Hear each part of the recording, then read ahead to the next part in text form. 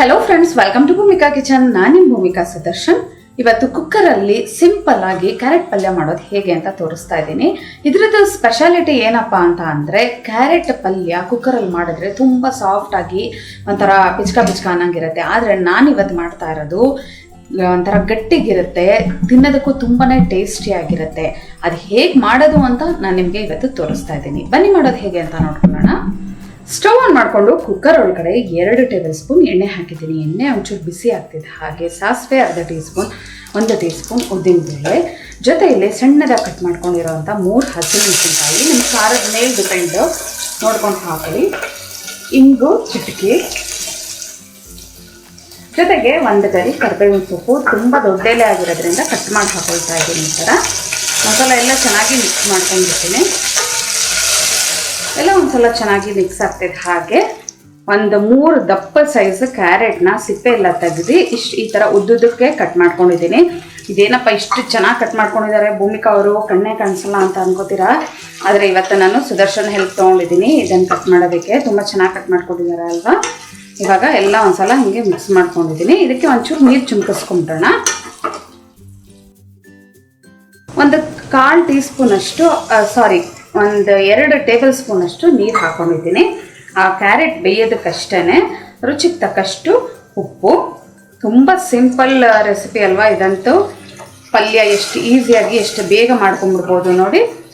ಎಲ್ಲ ಒಂದ್ಸಲ ಈ ಥರ ಚೆನ್ನಾಗಿ ಮಿಕ್ಸ್ ಮಾಡಿಕೊಂಡು ಇವಾಗ ಲಿಡ್ ಕ್ಲೋಸ್ ಮಾಡ್ಕೊಳ್ತಾ ಇದ್ದೀನಿ. ಮೀಡಿಯಂ ಫ್ಲೇಮಲ್ಲಿ 2 ವಿಷಲ್ ಕೂಗಿಸ್ಕೊಳ್ಳಿ. ಮೀಡಿಯಂ ಫ್ಲೇಮಲ್ಲಿ 2 ವಿಷಲ್ ಆಯಿತು. ವಿಷಲ್ ಆದ ತಕ್ಷಣ ಹಾಗೆ ಬಿಟ್ಬಿಡ್ಬೇಡಿ, ಬೇಗ ಪ್ರೆಷರ್ ಬಿಡಿಸ್ಕೊಂಡು ಓಪನ್ ಮಾಡಬೇಕಾಗತ್ತೆ. 2 ವಿಷಲ್ ಮೀಡಿಯಂ ಫ್ಲೇಮಲ್ಲಿ ಕೂಗಿಸ್ಕೊಂಡಿದ್ದೀನಿ. ಇವಾಗ ಇದನ್ನ ಪ್ರೆಷರ್ನ ಈ ಥರ ತೆಗೆದ್ಬಿಡೋಣ.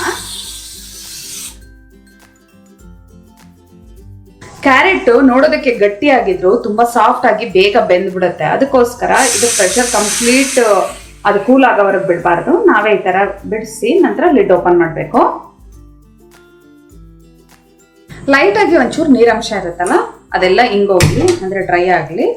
ಸ್ಟವ್ ಆನ್ ಮಾಡಿಕೊಂಡು ಇದನ್ನು 2 ನಿಮಿಷ ಫ್ರೈ ಮಾಡ್ಕೊಳ್ತೀನಿ. ಹಸಿ ತೆಂಗಿನ ತುರಿ 2 ಟೇಬಲ್ ಸ್ಪೂನ್, ಸಣ್ಣ ಕಟ್ ಮಾಡ್ಕೊಂಡಿರೋಂಥ ಕೊತ್ತಂಬರಿ ಸೊಪ್ಪು 1 ಟೇಬಲ್ ಸ್ಪೂನ್. ಮಸಾಲ ಎಲ್ಲ ಚೆನ್ನಾಗಿ ಮಿಕ್ಸ್ ಮಾಡ್ಕೊಳ್ತೀನಿ. ನೋಡಿ, ಕ್ಯಾರೆಟಿಂಗ್ ಅಂದ್ರೇ ಗೊತ್ತಾಗ್ತಾ ಇದೆ ಸಾಫ್ಟಾಗಿ ಬೆಂದಿರೋದು.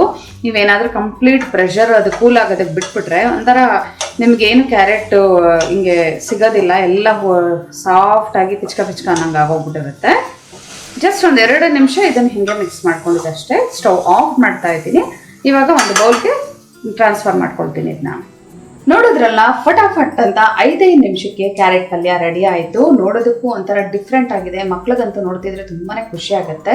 ಊಟದಲ್ಲಿ ಸೈಡ್ ಡಿಶ್ ಥರ ಎಷ್ಟು ಬೇಗ ಈ ರೆಸಿಪಿನ ಪ್ರಿಪೇರ್ ಮಾಡ್ಬೋದು ಅಂತ ನೀವೇ ನೋಡಿದ್ರಲ್ಲ. ಮತ್ತೆ ಆಗ್ತಡ ನೀವು ಕೂಡ ಈ ಸಿಂಪಲ್ ಆಗಿರೋಂಥ ಕ್ಯಾರೆಟ್ ಪಲ್ಯನ ಒಂದ್ಸಲ ಟ್ರೈ ಮಾಡಿ ಹೇಗಿದೆ ಅಂತ ಕಮೆಂಟ್ ಬಾಕ್ಸಲ್ಲಿ ತಿಳಿಸಿ. ಇವತ್ತಿನ ಈ ಸಿಂಪಲ್ ರೆಸಿಪಿ ನಿಮ್ಗೆ ಇಷ್ಟ ಆಗಿದ್ರೆ ಲೈಕ್ ಮಾಡಿ, ಶೇರ್ ಮಾಡಿ. ಯಾರೆಲ್ಲ ಇನ್ನೂ ಭೂಮಿಕಾ ಕಿಚನ್ಗೆ ಸಬ್ಸ್ಕ್ರೈಬ್ ಆಗಿಲ್ಲ ದಯವಿಟ್ಟು ಸಬ್ಸ್ಕ್ರೈಬ್ ಆಗಿ. Thanks for watching.